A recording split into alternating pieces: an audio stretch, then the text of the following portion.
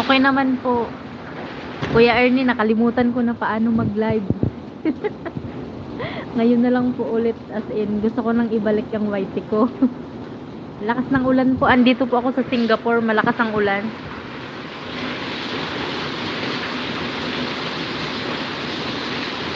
Hindi ko na alam paano, naka-direct live kasi ako.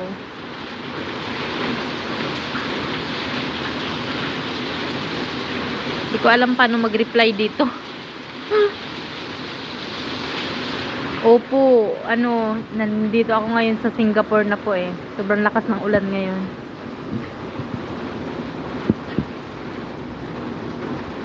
Baka pag may time po, madalaw ko po ulit yung mga, mga whitey nyo.